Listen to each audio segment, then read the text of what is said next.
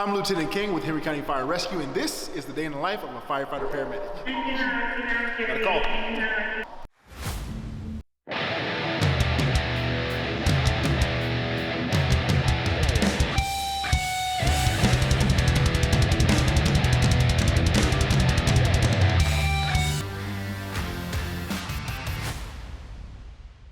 So on a typical day, I'll get to the station probably about 6:45. Go in there and complain about the coffee not being made. That happens a lot.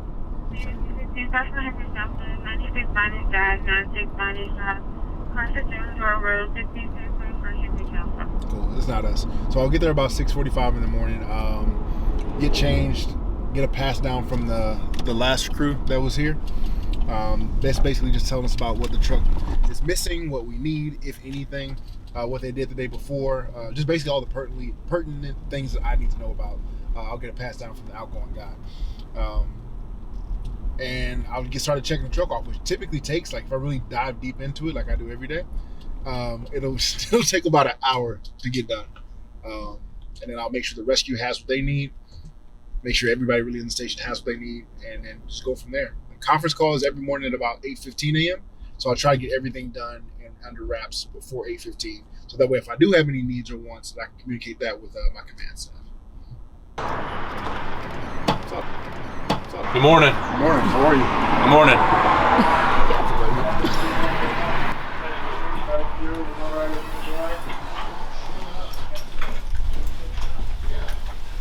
Yeah. The boys. What's up? What's up, Big Papa? James, how you doing? Good. Oh, and your hand's wet. So. Hello, same name. I know it smells as good as you. It's good to see you. How are you? I'm here. You're here. Tom, I love you. Should we go ahead and run this with or without Nick and Lisa? While we actually have, Well, Nick just wrote in. all right, 80% of people here. We have expectations that my boss hands me. Mentorship is a big one. And I had Tyler was the driver on the engine. I had him, he was in charge of doing hydrants and making sure that the hydrants got put in the system and making sure that the list was updated, that everything read, it's turned green. I gave one of the other sergeants the duties of doing the pre-fire plans and walkthroughs. And I felt like that those were duties that those guys could handle and do with the assistance of me and making sure that the boat moves forward. The responsibility is on your shoulders, and I expect everybody to look out after the people that work up underneath of them. I think Battalion 2 B shift is doing something pretty good. Rescue 16, thank you. QRV, it's on call. Camera recording started. I have all this stuff in my phone somewhere. I got you. So, are you hurting anywhere right now? No, but No. It did twice. I'm afraid to move. Let's try to sit up real quick, okay? I know you're scared. 6 times total, right? In the past, it feels like less than an hour. Like a half hour there.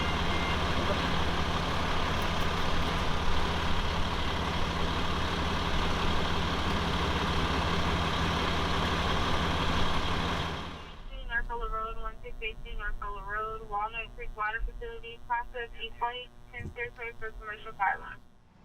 Last call, we ran a lady whose defibrillator was implanted and was misfiring or firing just over and over again, just because of the rhythm that she was in. So we got her up there quickly, gave her a few meds to kind of help correct that rhythm, and now we just picked up another call. So that's the day in the life of QRV-8 here in Stockbridge.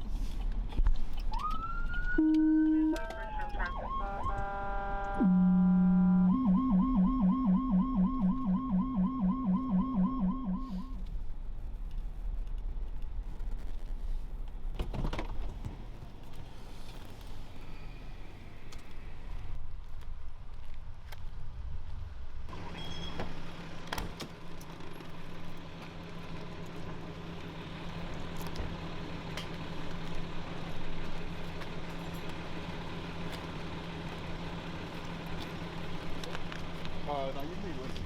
I just want to grab something.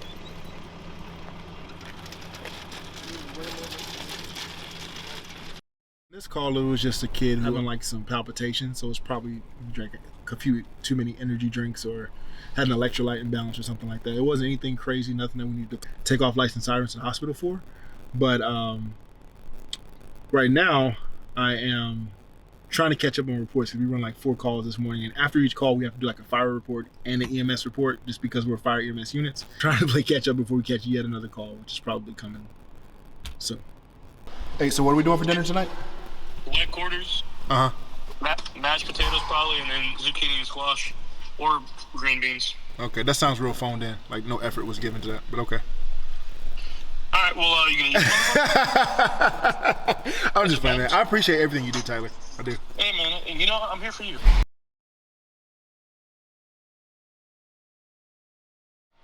So normally when I get here in the morning, I check the truck off.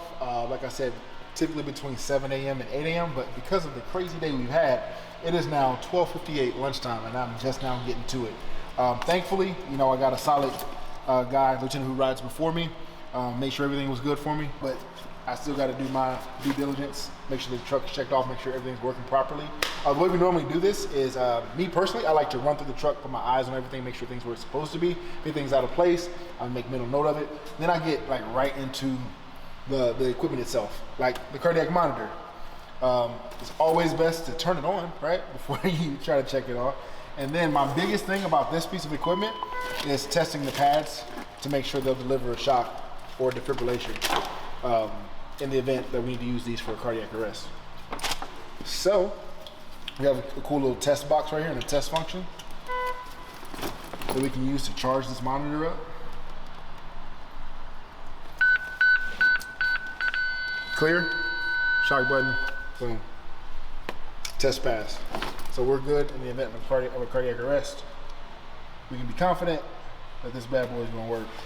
The worst thing is to be on a call and need something and not have it, or it's not working correct. This is the drug bag, the medication bag. So every day when I come in, I'm checking off my medications, because of course if I get called and I show up, I'm needed to be there, and I'm likely gonna have to break out this bag in most situations. So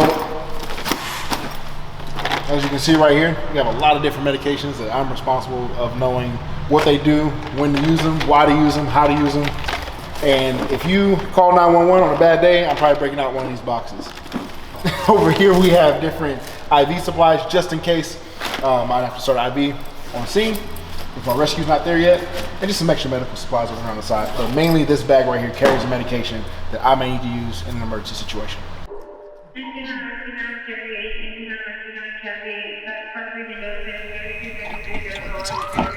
9 minutes, but a few seconds to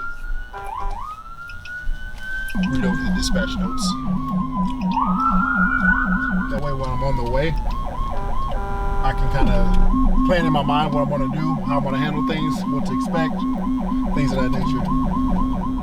One of those calls is just like a medical alarm with no dispatch notes, so we have to go do some investigating. Figure out who we can call. Or push the button. QRV8 County. Do you have any more dispatch information in regards to who may have hit the button or called 911?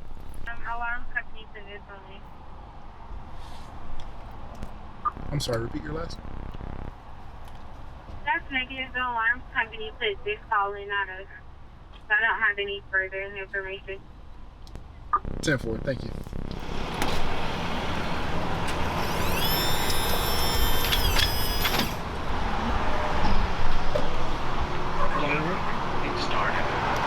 You got a bathroom? Is there a bathroom in here?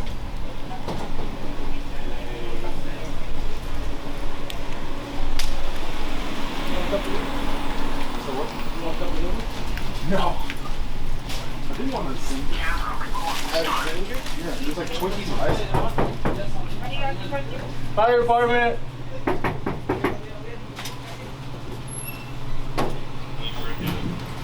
What? No. That's your call. That's your call. Not the call to Hey, anybody call 911 in here? Anybody in the office or anything? Or? No. No? All right. Actually, the guy here wants to fix the alarm thing. I'm not sure it might be happening from him or Where's he at? Oh, so you have somebody working on your alarm? Oh, he left? Yeah. Yeah. No, he was here to fix the alarm thing. So you know, Yeah. you guys connected with the That's- alarm. that's what it was. Yeah, so Okay. might be. Look at these cars real quick.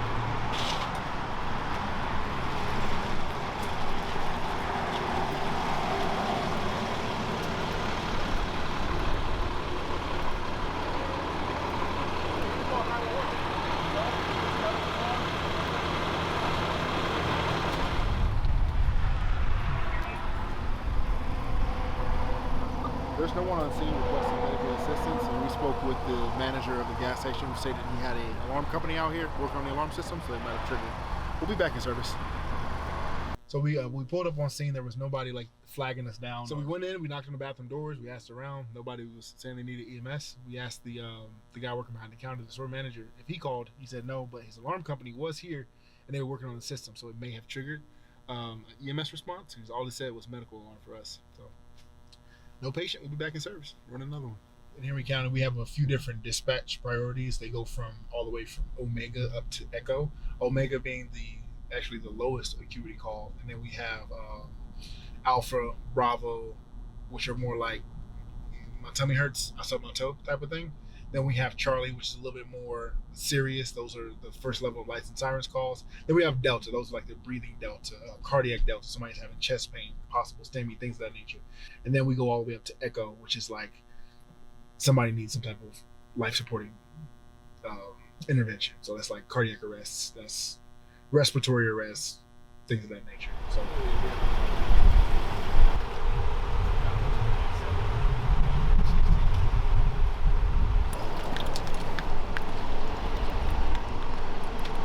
Camera recording started.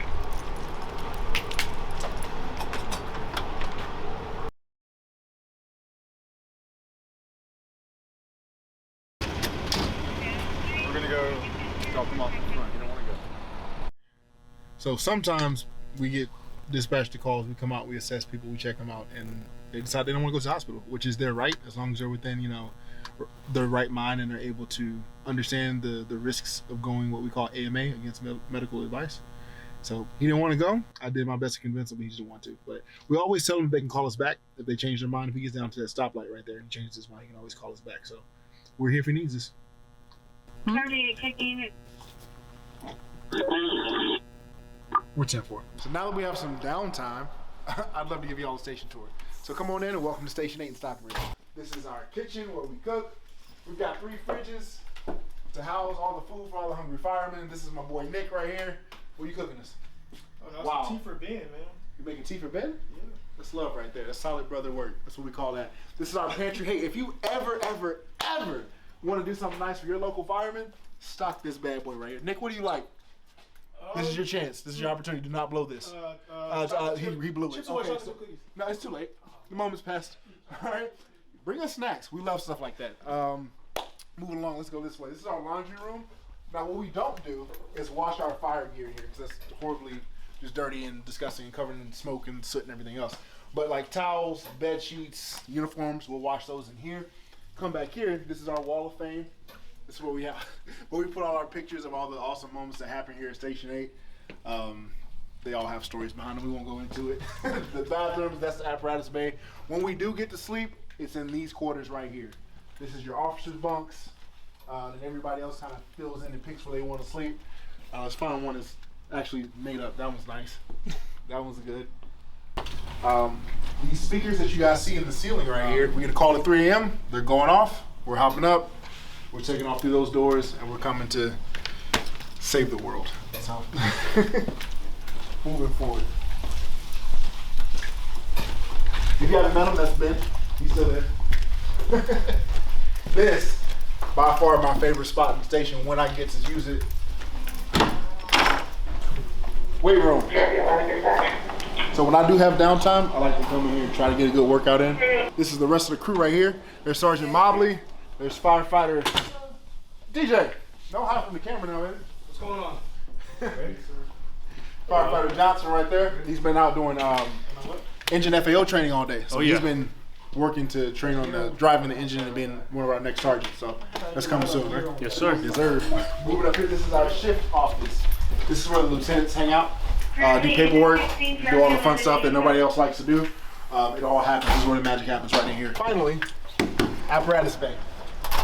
This is where we park all the trucks. We have our ambulance right here. This truck right here probably has the absolute most miles on it. And these are our gear lockers. This is where we keep all our fire gear so that we're not like exposed to the contaminants and stuff like that inside the station, which is why we don't wash in there. But I'll show you the gear washer next. But this is where we keep our helmets, turnout coats, boots. All right, here's our gear washer. This behemoth, this mammoth of a machine is what we use to wash our fire gear. So we go into burning buildings and structures, even off burning cars. We get those carcinogens in our gear. We gotta get that out because we don't want to carry it on our skin and our body. So we put it in here, and then we have a special dryer unit that dries all our gear right here. So this is how we do that. This takes a while to get it actually thoroughly dry, but it's a more safe and more effective method. So we run probably about 80% medical calls. Like I said, this truck and that one probably have more miles on it than any fire truck. But what we're about to do is get into some fire training. So I'm gonna put my gear on and hop outside with some of this training with these guys.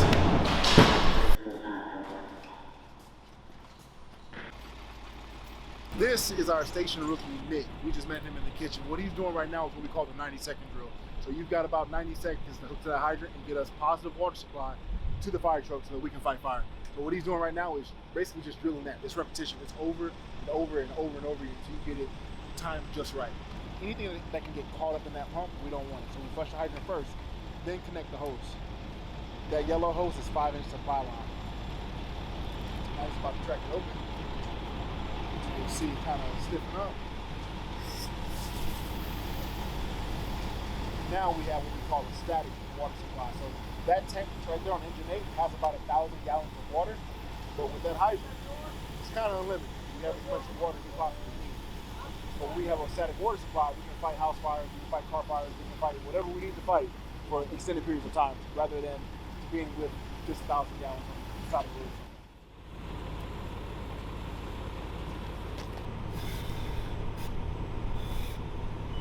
Let's go!